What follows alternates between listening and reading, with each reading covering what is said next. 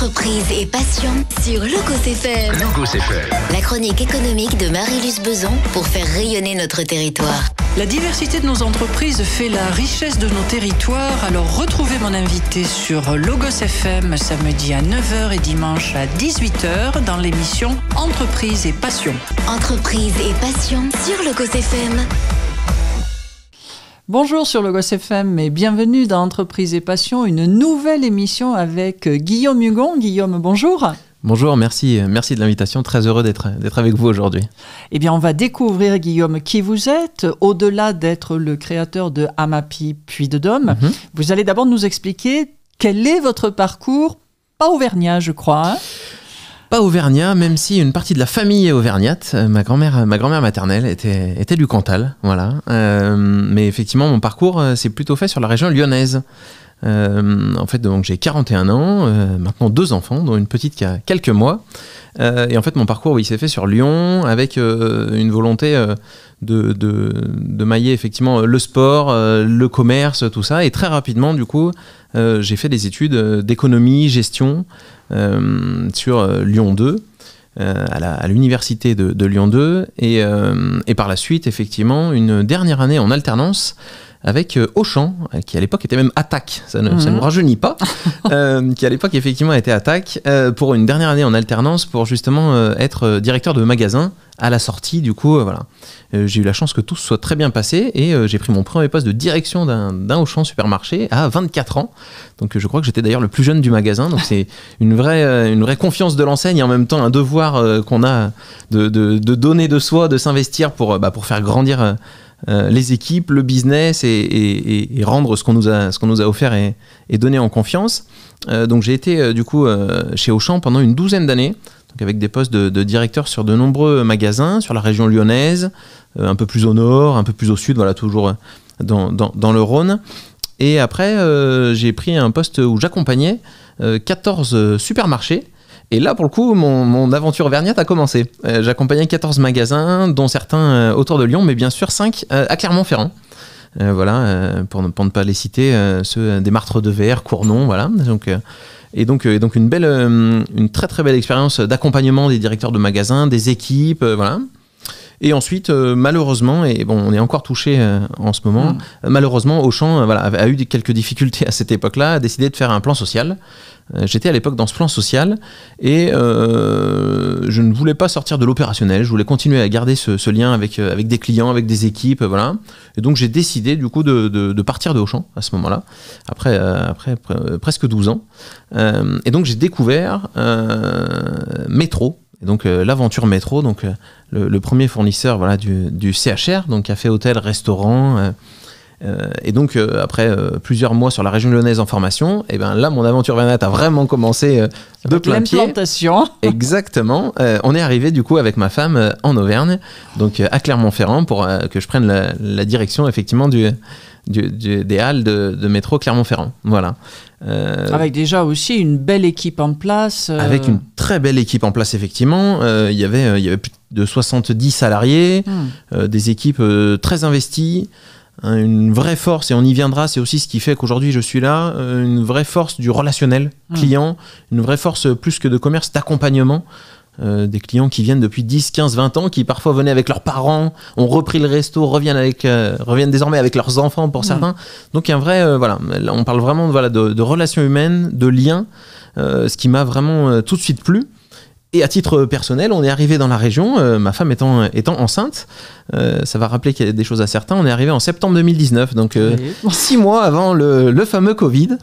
Et donc j'ai pris la direction de Métro, avec effectivement un gros sujet humain à travers les équipes et les clients, bien sûr, parce qu'il a fallu traverser cette période beaucoup très compliquée pour le CHR, mais aussi pour nos équipes, où à travers le confinement, à travers tout ce qui s'est passé pendant 1 an et demi, où forcément les restaurants étaient fermés ou rouvraient. Voilà, ça a été une alternance de moments compliqués humainement, et pour nos clients et vraiment pour nos équipes aussi à les accompagner. Donc c'était vraiment quelque chose de difficile, mais en même temps de très enrichissant, et qui a permis vraiment de créer un vrai lien. Alors un lien humain avec les équipes qui nous a permis d'avancer pendant pas mal d'années, et aussi un vrai lien avec les clients, qui vraiment, pour certains, voilà, ont été accompagnés quasiment pour les demandes de PGE, on les accompagnait pour de nombreux sujets, on les accompagnait. Comment faire de l'emporter, voilà, c'était vraiment un vrai rôle d'accompagnement. Au-delà de votre quotidien je mets sur des palettes. Exactement, au-delà du quotidien des équipes. Pour info, voilà, sans trahir trop de secrets, on faisait moins 70% de chiffre d'affaires. Donc les équipes travaillaient une semaine sur 3, mais quand ils étaient là, ils faisaient pas tout à fait leur boulot, ils faisaient bien plus que ça. Donc c'était vraiment, voilà, on a remaillé tout ça. Les clients venaient aussi dans une démarche un peu différente. Vendre et acheter dans des barquettes, c'est pas tout à fait la même chose que proposer dans une assiette. Donc il y avait vraiment, voilà, cet accompagnement, on va dire, différent du quotidien, mais qui permettait vraiment et qui, je pense, a ancré cette envie d'accompagnement, de conseil, de service des équipes à travers effectivement le quotidien auprès des clients. Et ça, c'est vraiment quelque chose que j'ai apprécié, et je pense les équipes aussi, et à travers ça, bien sûr, les restaurateurs, voilà, nos clients aussi, parce qu'on a vraiment permis de créer un vrai lien fort. Ils venaient plus simplement remplir leur frigo pour remplir, ils venaient aussi vivre, et parfois pour certains survivre à travers ce moment-là. Donc c'était vraiment très intéressant, et on sait que c'est souvent dans les moments compliqués où les liens se créent de manière forte, et je pense qu'on a créé un vrai relationnel à l'intérieur de l'équipe et avec nos clients à ce moment-là, qui a été une période de quasiment 2 ans, si on compte un peu toutes ces périodes-là, de haut et de bas, voilà.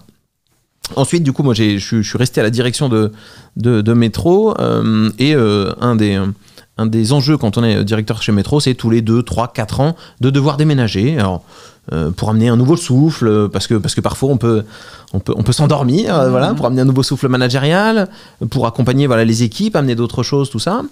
Et à ce moment-là, effectivement, voilà, avec ma femme, l'amour auvergnat était trop fort pour nous, et on s'est dit non. On ne part plus, on reste à Clermont, on a fait nos reste en Auvergne. Et on les maintient. Exactement, et c'est aussi les enfants qui nous amènent à ça, bien sûr. Et donc du coup, on a dit, allez, on reste là, on est bien, on n'a pas envie de repartir, et du coup, on est resté là. Alors, du coup, l'aventure avec Métro s'est arrêtée, mais en très bons termes, voilà, c'est des choses qui arrivent, on va dire, régulièrement. Donc voilà, l'aventure s'est arrêtée avec Métro, et par la suite... l'enjeu était de savoir le rebond. Quel rebond? Parce que ce qui compte toujours, et j'ai tendance à le dire, voilà, à chaque moment difficile, c'est comment on rebondit et comment on en fait quelque chose de positif, parce que nos chemins sont faits de ça, mais voilà. Et du coup, moi, ce que j'avais vraiment envie, en partant de Métro, c'était garder ce relationnel avec des patrons de petites entreprises, des patronnes de petites entreprises, qui vraiment peuvent avoir... plein de besoins, mais certains, ils ne les soupçonnent même pas. et c'est ça qui me plaisait, et qui était vraiment mon leitmotiv dans mon métier d'après. C'était vraiment de garder ce relationnel, de garder ce réseau. Alors, c'est plus de 4000 TPE qui viennent au moins une fois par mois à Métro, donc c'est un réseau très fort, et un quotidien où on accompagne. Je voulais garder cet accompagnement, et bien sûr l'élargir, et ne plus rester que sur le CHR, bien sûr. Et force est de constater que c'était pas facile de trouver ce job-là dans une entreprise. On va se dire, c'était pas facile. Oui, parce que votre idée de départ, c'était est-ce que je peux continuer en tant que salarié à... Oui, je ne me fermais pas. Je me dis, voilà, je me suis ouvert forcément à dire, voilà. Alors au fond de ma tête, je dois l'avouer, j'avais quand même cette idée d'entreprendre depuis très longtemps, parce que même si j'avais toujours été salarié depuis 20 ans, j'avais toujours cette fibre entrepreneuriale, cette envie d'entreprendre depuis longtemps, mais des fois le pas il se franchit parfois jamais, ou parfois tard. Mais donc j'avais la petite graine dans la tête, et quand je postulais à des postes, j'avais parfois cette petite graine dans la tête qui du coup faisait que soit ça convenait pas tout à fait à ce que je souhaitais, soit peut-être certains patrons dans ma casquette de salarié se disaient que j'allais vouloir prendre une place un peu différente de ce qui m'était proposé à travers ce réseau-là, et que du coup ça a pas fait. Très rapidement, au bout de 6 mois, donc on va dire en tout début d'année 2024, l'année dernière, je me suis dit, allez, faut y aller, faut se lancer. Et le hasard souvent fait les choses. Le jour où on se dit qu'on se lance, on va sur Internet et on voit l'annonce qui va bien. Et donc, effectivement, voilà, le début, parce que j'avais aussi une méconnaissance de l'entité à Mappy. Voilà, le début créer, de l'intérêt il faut avoir la matière aussi. Exactement. Et donc, l'enjeu, en fait, c'était vraiment l'entreprise Amapi. Du coup, existait depuis 3 ans, en fait, les dirigeants... Au plan national. Au plan national, au plan national, c'est important. Et on va comprendre après pourquoi. Tout à fait. Elle existait au plan national, alors je dirais même au plan micro en Normandie. Les dirigeants ont créé l'entreprise, en fait, il y a 3 ans en Normandie, avec vraiment cette volonté d'accompagnement, tout ça. Et là, je me suis tout de suite dit... c'est ce que j'ai envie de faire, accompagner, amener des choses aux petites entreprises et leur amener des choses dans un rôle de conseil qu'ils ne connaissent pas pour la plupart.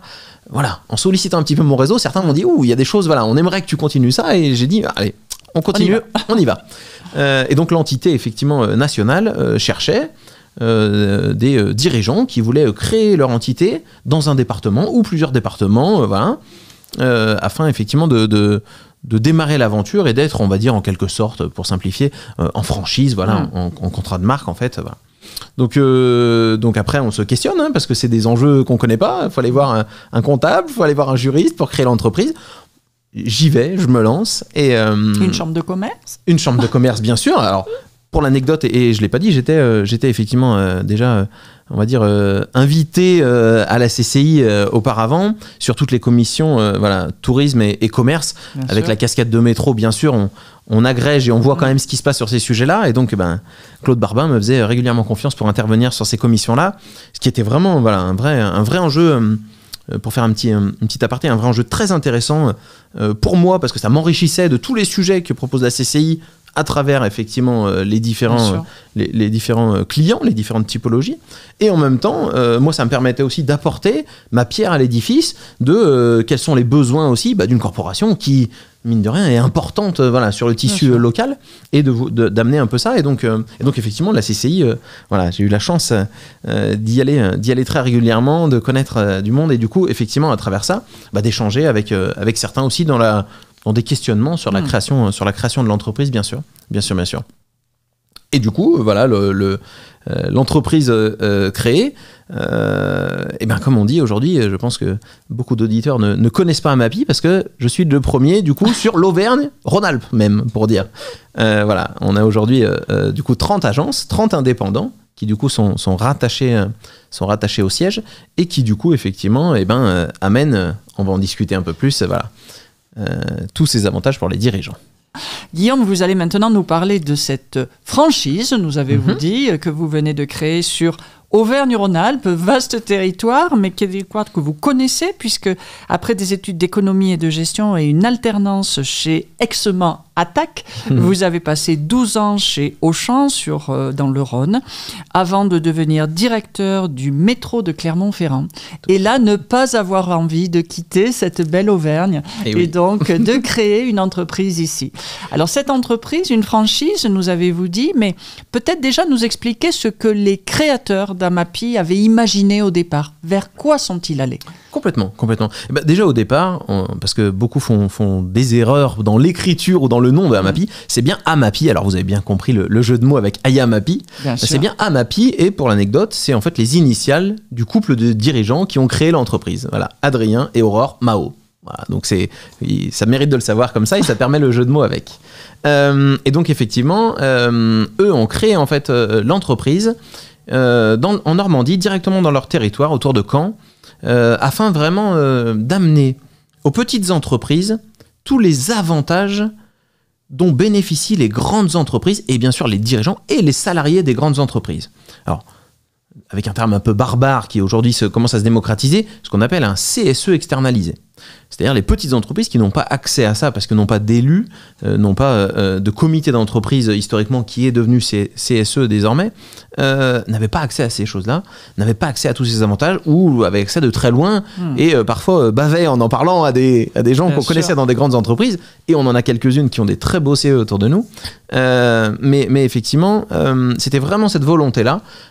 Travaillant auparavant dans une agence intérim, au contact de petites entreprises, ils se sont rendus compte que dans une envie de diminuer le turnover, de recruter, dans une envie d'amener une image employeur d'une petite entreprise encore plus positive que ce qui pouvait être, au-delà du quotidien et de ce que peut faire un dirigeant, bien sûr, en termes de proximité, en termes d'accompagnement, mais en termes, il y a aussi effectivement des avantages concrets que peut amener effectivement un dirigeant à ses salariés. Et donc, c'est parti de là. Peut-être déjà rappeler à partir de quel nombre de salariés une entreprise a le droit, obligation de mettre en place un comité d'entreprise. Complètement. Alors, historiquement, et je pense que ce chiffre parle encore à tout le monde, on parlait de 50 salariés. Tout à fait. Ça, c'était l'historique. Aujourd'hui, à partir de 10 salariés, au-delà de 10 salariés, effectivement, on est en droit ou en devoir de faire des élections, de proposer des élections. Alors, c'est pas encore forcément beaucoup dans les mœurs, et donc je crois que 90% des entreprises entre 11 et 50 salariés n'ont toujours pas d'élus, parce que c'est pas encore dans les mœurs d'avoir ces élus-là, et donc pas encore de CE ou de CSE. Mais aujourd'hui, effectivement, dans l'imaginaire des gens, c'est encore 50, c'est passé à 10. Et donc l'enjeu, c'était de pouvoir amener de manière plus facile, même aux entreprises qui n'ont pas d'élus, même, on en parlera tout à l'heure, même des freelances, même des personnes toutes seules peuvent avoir accès à différents avantages. Mais une partie effectivement intéressante, c'était aussi d'amener, dans ce passage de 50 à 10, d'amener aussi aux entreprises de 10 salariés et plus, tous ces avantages-là, bien sûr, auxquels ils n'avaient pas accès et auxquels ils avaient aussi besoin d'accompagnement. Le rôle n'est pas que d'amener ces avantages, on va dire, concrets, il est aussi d'accompagner les entreprises dans leur démarche, effectivement, et dans leur démarche, effectivement, de pouvoir mettre en place ça ou profiter de tous ces avantages-là, effectivement. Voilà. Et donc au début, le dirigeant Adrien, il allait avec son bâton de pèlerin dans les entreprises pour dire, voilà, je propose ça, je lance là, qu'est-ce que vous en pensez ? Très agréablement surpris et un beau réseau, et il s'est rendu compte qu'en fait, il y avait une vraie demande, il y avait un vrai besoin, et que ce qu'il avait envie de proposer, ça fonctionnait. Donc très rapidement, il s'est dit, on va créer une entreprise, et derrière, nous, on aura notre siège à Caen, et l'enjeu, c'est d'aller à l'avenir, mais en le faisant de manière, régulée et intelligente, dans l'avenir, d'avoir effectivement dans chaque département, dans l'idéal, au moins une agence, un dirigeant qui, lui, étant aussi à son compte, va parler à d'autres dirigeants d'égal à égal. Et ça, c'est vraiment un enjeu fort, d'égal à égal, d'aller parler à d'autres dirigeants et de leur dire, voilà ce à quoi vous avez droit et ce à quoi vous pouvez faire bénéficier vos salariés comme différents avantages. En ayant cet effet de groupe en plus, parce que j'imagine quand vous nous dites à partir de 10 salariés on peut mettre en place un comité d'entreprise, mais si c'est une coquille vide, ça ne sert pas à grand chose.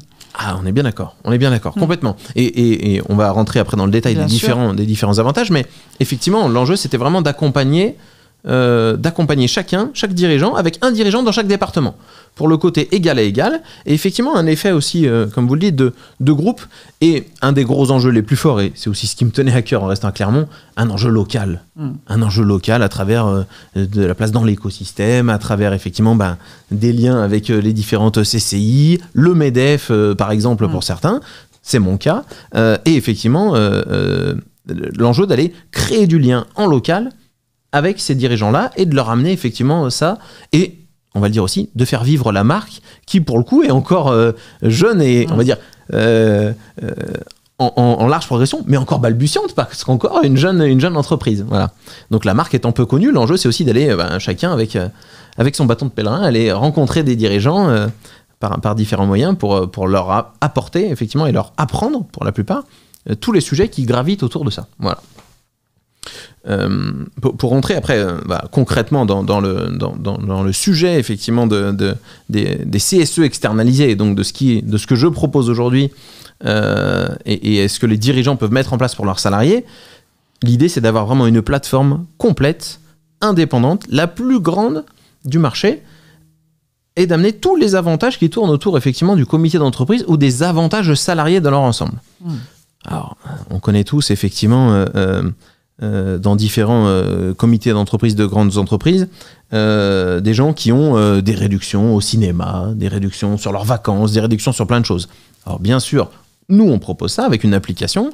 L'idée c'est que chaque salarié soit autonome, indépendant, 100% dématérialisé. Il y a aussi un côté RSE fort dans le fait de dire chaque salarié a son application dans sa main parce que le dirigeant lui a mis en place ces avantages-là, et du coup il peut bénéficier de tous les avantages-là au quotidien, avec un pouvoir d'achat, on parle beaucoup de pouvoir d'achat de nos jours, avec un pouvoir d'achat qui du coup est gagnant sur autant des choses de loisirs, de plaisir que du commerce. Voilà. un des enjeux aussi qui est fort. Le commerce, je crois, intégrant tout ce qui est restauration, tout ce qui est... Exactement. Donc il y a une palette, et quand j'évoquais tout à l'heure cette force nationale, il y a le fait d'avoir, si j'ai bien compris, cette partie négociée au niveau territoire français. Complètement. Mais que vous négociez aussi en local. Exactement. Et ça, c'est vraiment une clé d'entrée et un enjeu très très fort. C'est d'amener aux commerces locaux, d'amener à n'importe quel acteur local qui aura envie de visibilité, d'être sur notre application, de se contraindre à une remise, mais où le dirigeant doit trouver son équilibre dans ça, mais de faire une remise aux salariés et d'être visible sur l'application de manière totalement gratuite, sans engagement, libre, en direct avec chaque dirigeant dans son département, et de pouvoir être visible du nombre de salariés qui est sur l'application, alors au niveau national, mais aussi et surtout, on parle d'un restaurant, local. Au niveau local.